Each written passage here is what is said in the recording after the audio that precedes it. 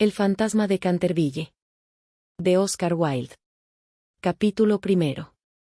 Cuando Mr. Hiram B. Otis, el ministro de América, compró Canterville Chase, todo el mundo le dijo que cometía una gran necedad, porque la finca estaba embrujada. Hasta el mismo Lord Canterville, como hombre de la más escrupulosa honradez, se creyó en el deber de participárselo a Mr. Otis, cuando llegaron a discutir las condiciones. Nosotros mismos, dijo Lord Canterville, nos hemos resistido en absoluto a vivir en ese sitio desde la época en que mi tía abuela, la duquesa de Bolton, tuvo un desmayo, del que nunca se repuso por completo, motivado por el espanto que experimentó al sentir que 2 manos de esqueleto se posaban sobre sus hombros, estando vistiéndose para cenar. Me creo en el deber de decirle, Mr. Otis, que el fantasma ha sido visto por varios miembros de mi familia, que viven actualmente, así como por el rector de la parroquia, el reverendo Augusto Dampier, agregado del King's College, de Oxford. Después del trágico accidente ocurrido a la duquesa, ninguna de las doncellas quiso quedarse en casa, y Lady Canterville no pudo ya conciliar el sueño, a causa de los ruidos misteriosos que llegaban del corredor y de la biblioteca. Milord, respondió el ministro, adquiriré el inmueble y el fantasma, bajo inventario. Llego de un país moderno, en el que podemos tener todo cuanto el dinero es capaz de proporcionar, y esos mozos nuestros, jóvenes y avispados, que recorren de parte a parte el viejo continente, que se llevan los mejores actores de ustedes, y sus mejores, primadanes, estoy seguro de que si queda todavía un verdadero fantasma en Europa vendrán a buscarlo enseguida para colocarlo en uno de nuestros museos públicos o para pasearle por los caminos como un fenómeno. El fantasma existe, me lo temo, dijo Lord Canterville, sonriendo, aunque quizás se resiste a las ofertas de los intrépidos empresarios de ustedes. Hace más de 3 siglos que se le conoce. Data, con precisión, de 1574, y no deja de mostrarse nunca cuando está a punto de ocurrir alguna defunción en la familia. Bah. Los médicos de cabecera hacen lo mismo, Lord Canterville. Amigo mío, un fantasma no puede existir, y no creo que las leyes de la naturaleza admitan excepciones en favor de la aristocracia inglesa. Realmente son ustedes muy naturales en América, dijo Lord Canterville, que no acababa de comprender la última observación de Mr. Otis. Ahora bien, si le gusta a usted tener un fantasma en casa, mejor que mejor. Acuérdese únicamente de que yo le previne. Algunas semanas después se cerró el trato, y a fines de estación el ministro y su familia emprendieron el viaje a Canterville. Mistress Otis, que con el nombre de Miss Lucrecia R. Tappan, de la calle West, había sido una ilustre beldad de Nueva York, era todavía una mujer guapísima, de edad regular, con unos ojos hermosos y un perfil soberbio. Muchas damas americanas, cuando abandonan su país natal, adoptan aires de persona atacada de una enfermedad crónica, y se figuran que eso es uno de los sellos de distinción de Europa, pero Mistress Otis no cayó nunca en ese error. Tenía una naturaleza magnífica y una abundancia extraordinaria de vitalidad. A decir verdad, era completamente inglesa bajo muchos aspectos, y hubiese podido citársela en buena lid para sostener la tesis de que lo tenemos todo en común con América hoy día, excepto la lengua, como es de suponer. Su hijo mayor, bautizado con el nombre de Washington por sus padres, en un momento de patriotismo que él no cesaba de lamentar, era un muchacho rubio, de bastante buena figura, que se había erigido en candidato a la diplomacia, dirigiendo un cotillón en el casino de Newport durante 3 temporadas seguidas, y aún en Londres pasaba por ser bailarín excepcional. Sus únicas debilidades eran las gardenias y la patria, aparte de esto, era perfectamente sensato. Miss Virginia Otis era una muchachita de 15 años, esbelta y graciosa como un cervatillo, con un bonito aire de despreocupación en sus grandes ojos azules. Era una amazona maravillosa, y sobre su poney, derrotó una vez en carreras al viejo Lord Bilton, dando 2 veces la vuelta al parque, ganándole por caballo y medio, precisamente frente a la estatua de Aquiles, lo cual provocó un entusiasmo tan delirante en el joven duque de Cheshire, que la propuso acto continuo el matrimonio, y sus tutores tuvieron que expedirle aquella misma noche a Elton, bañado en lágrimas. Después de Virginia venían 2 gemelos, conocidos de ordinario con el nombre de Estrellas y Bandas, porque se les encontraba siempre ostentándolas. Eran unos niños encantadores, y, con el ministro, los únicos verdaderos republicanos de la familia. Como Canterville Chase está a 7 millas de Ascot, la estación más próxima, Mr. Otis telegrafió que fueran a buscarle en coche descubierto, y emprendieron la marcha en medio de la mayor alegría. Era una noche encantadora de julio, en que el aire estaba aromado de olor a pinos. De cuando en cuando oíase a una paloma arrullándose con su voz más dulce, o entreveíase, entre la maraña y el frufru de los helechos, la pechuga de oro bruñido de algún faisán. Ligeras ardillas los espiaban desde lo alto de las hayas a su paso, unos conejos corrían como exhalaciones a través de los matorrales o sobre los collados herbosos, levantando su rabo blanco. Sin embargo, no bien entraron en la avenida de Canterville Chase, el cielo se cubrió repentinamente de nubes. Un extraño silencio pareció invadir toda la atmósfera, una gran bandada de cornejas cruzó calladamente por encima de sus cabezas, y antes de que llegasen a la casa ya habían caído algunas gotas. En los escalones se hallaba para recibirles una vieja, pulcramente vestida de seda negra, con cofia y delantal blancos. Era Mistress Umney, el ama de gobierno que Mistress Otis, a vivos requerimientos de Lady Canterville, accedió a conservar en su puesto. Hizo una profunda reverencia a la familia cuando echaron pie a tierra, y dijo, con un singular acento de los buenos tiempos antiguos: «Les doy la bienvenida a Canterville Chase». La siguieron, atravesando un hermoso hall, de estilo Tudor, hasta la biblioteca, largo salón espacioso que terminaba en un ancho ventanal acristalado. Estaba preparado el té.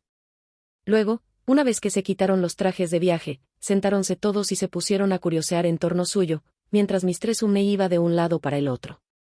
De pronto, la mirada de Mistress Otis cayó sobre una mancha de un rojo oscuro que había sobre el pavimento, precisamente al lado de la chimenea y, sin darse cuenta de sus palabras, dijo a Mistress Umney: «Veo que han vertido algo en ese sitio». «Sí, señora», contestó Mistress Umney en voz baja. «Ahí se ha vertido sangre». «Es espantoso», exclamó Mistress Otis. «No quiero manchas de sangre en un salón. Es preciso quitar eso inmediatamente». La vieja sonrió, y con la misma voz baja y misteriosa, respondió: «Es sangre de Lady Leonor de Canterville, que fue muerta en ese mismo sitio por su propio marido, Sir Simon de Canterville, en 1565. Sir Simon la sobrevivió 9 años, desapareciendo de repente en circunstancias misteriosísimas. Su cuerpo no se encontró nunca, pero su alma culpable sigue embrujando la casa. La mancha de sangre ha sido muy admirada por los turistas y por otras personas, pero quitarla, imposible». «Todo eso son tonterías», exclamó Washington Otis. «El producto, quitamanchas, el limpiador incomparable del campeón Pinkerton, hará desaparecer eso en un abrir y cerrar de ojos». Y antes de que el ama de gobierno, aterrada, pudiera intervenir, ya se había arrodillado y frotaba vivamente el entarimado con una barrita de una sustancia parecida al cosmético negro. A los pocos instantes la mancha había desaparecido sin dejar rastro. «Ya sabía yo que él, Pinkerton, la borraría», exclamó en tono triunfal, paseando una mirada circular sobre su familia, llena de admiración.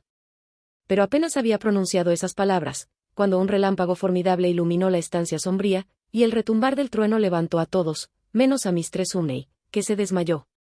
«¡Qué clima más atroz!», dijo tranquilamente el ministro, encendiendo un largo veguero. «Creo que el país de los abuelos está tan lleno de gente, que no hay buen tiempo bastante para todo el mundo. Siempre opiné que lo mejor que pueden hacer los ingleses es emigrar». «Querido Hiram», replicó Mistress Otis, «¿qué podemos hacer con una mujer que se desmaya? Descontaremos eso de su salario en caja. Así no se volverá a desmayar». En efecto, Mistress Umney no tardó en volver en sí. Sin embargo, veíase que estaba conmovida hondamente, y con voz solemne advirtió a Mistress Otis que debía esperarse algún disgusto en la casa. «Señores, he visto con mis propios ojos algunas cosas, que pondrían los pelos de punta a cualquier cristiano. Y durante noches y noches no he podido pegar los ojos a causa de los hechos terribles que pasaban». A pesar de lo cual, Mr. Otis y su esposa aseguraron vivamente a la buena mujer que no tenían miedo ninguno de los fantasmas. La vieja ama de llaves, después de haber impetrado la bendición de la providencia sobre sus nuevos amos y de arreglárselas para que le aumentasen el salario, se retiró a su habitación renqueando. Capítulo 2. La tempestad se desencadenó durante toda la noche, pero no produjo nada extraño. Al día siguiente, por la mañana, cuando bajaron a almorzar, encontraron de nuevo la terrible mancha sobre el entarimado. «No creo que tenga la culpa él, quitamanchas», dijo Washington, «pues lo he ensayado sobre toda clase de manchas. Debe de ser cosa del fantasma». En consecuencia, borró la mancha, después de frotar un poco. Al otro día, por la mañana, había reaparecido. Y, sin embargo, la biblioteca permanecía cerrada la noche anterior, llevándose la llave Mr. Otis. Desde entonces, la familia empezó a interesarse por aquello. Mr. Otis se hallaba a punto de creer que había estado demasiado dogmático negando la existencia de los fantasmas. Mr. Otis expresó su intención de afiliarse a la sociedad psíquica, y Washington preparó una larga carta a Mr. Mierzy Podmone, basada en la persistencia de las manchas de sangre cuando provienen de un crimen. Aquella noche disipó todas las dudas sobre la existencia objetiva de los fantasmas. La familia había aprovechado la frescura de la tarde para dar un paseo en coche. Regresaron a las 9, tomando una ligera cena. La conversación no recayó ni un momento sobre los fantasmas, de manera que faltaban hasta las condiciones más elementales de espera y de receptibilidad, que preceden tan a menudo a los fenómenos psíquicos. Los asuntos que discutieron, por lo que luego es sabido por Mistress Otis, fueron simplemente los habituales en la conversación de los americanos cultos que pertenecen a las clases elevadas, como, por ejemplo, la inmensa superioridad de Miss Janie Davenport sobre Sarah Bernhardt, como actriz, la dificultad para encontrar maíz verde, galletas de trigo sarraceno, aun en las mejores casas inglesas, la importancia de Boston en el desenvolvimiento del alma universal, las ventajas del sistema que consiste en anotar los equipajes de los viajeros, y la dulzura del acento neoyorquino, comparado con el dejo de Londres. No se trató para nada de lo sobrenatural, no se hizo ni la menor alusión indirecta a Sir Simon de Canterville. A las 11, la familia se retiró. A las 12:30 estaban apagadas todas las luces. Poco después, Mr. Otis se despertó con un ruido singular en el corredor, fuera de su habitación. Parecía un ruido de hierros viejos, y se acercaba cada vez más. Se levantó en el acto, encendió la luz y miró la hora. Era la 1 en punto. Mr. Otis estaba perfectamente tranquilo. Se tomó el pulso y no lo encontró nada alterado. El ruido extraño continuaba, al mismo tiempo que se oía claramente el sonar de unos pasos. Mr. Otis se puso las zapatillas, tomó un frasquito alargado de su tocador y abrió la puerta. Y vio frente a él, en el pálido claro de luna, a un viejo de aspecto terrible. Sus ojos parecían carbones encendidos. Una larga cabellera gris caía en mechones revueltos sobre sus hombros. Sus ropas, de corte anticuado, estaban manchadas y en jirones. De sus muñecas y de sus tobillos colgaban unas pesadas cadenas y unos grilletes herrumbrosos. «Mi distinguido señor», dijo Mr. Otis, «permítame que le ruegue vivamente que se engrase esas cadenas. Le he traído para ello una botella del engrasador, Tamman y Sol Levante. Dicen que una sola untura es eficacísima, y en la etiqueta hay varios certificados de nuestros teólogos más ilustres, que dan fe de ello. Voy a dejársela aquí, al lado de las mecedoras, y tendré un verdadero placer en proporcionarle más, si así lo desea». Dicho lo cual, el ministro de los Estados Unidos dejó el frasquito sobre una mesa de mármol, cerró la puerta y se volvió a meter en la cama. El fantasma de Canterville permaneció algunos minutos inmóvil de indignación. Después, tiró, lleno de rabia, el frasquito contra el suelo encerado y huyó por el corredor, lanzando gruñidos cavernosos y despidiendo una extraña luz verde. Sin embargo, cuando llegaba a la gran escalera de roble, se abrió de repente una puerta. Aparecieron dos siluetas infantiles, vestidas de blanco, y una voluminosa almohada le rozó la cabeza. Evidentemente, no había tiempo que perder, así es que, utilizando como medio de fuga la cuarta dimensión del espacio, se desvaneció a través del estuco, y la casa recobró su tranquilidad. Llegado a un cuartito secreto del ala izquierda, se adosó a un rayo de luna para tomar aliento, y se puso a reflexionar para darse cuenta de su situación. Jamás en toda su brillante carrera, que duraba ya 300 años seguidos, fue injuriado tan groseramente.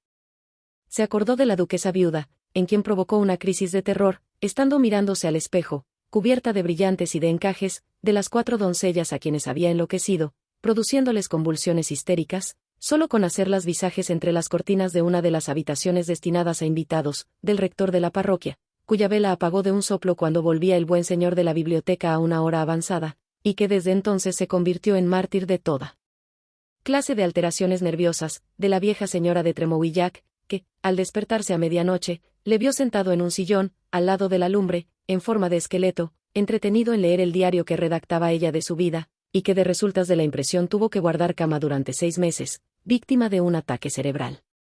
Una vez curada se reconcilió con la Iglesia y rompió toda clase de relaciones con el señalado escéptico Monsieur de Voltaire.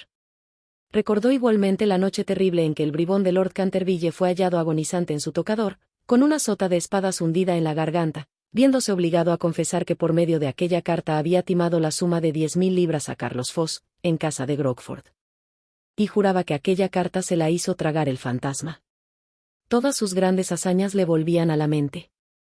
Vio desfilar al mayordomo que se levantó la tapa de los sesos por haber visto una mano verde tamborilear sobre los cristales, y la bella Lady Steffield, condenada a llevar alrededor del cuello un collar de terciopelo negro para tapar la señal de 5 dedos, impresos como un hierro candente sobre su blanca piel, y que terminó por ahogarse en el vivero que había al extremo de la Avenida Real.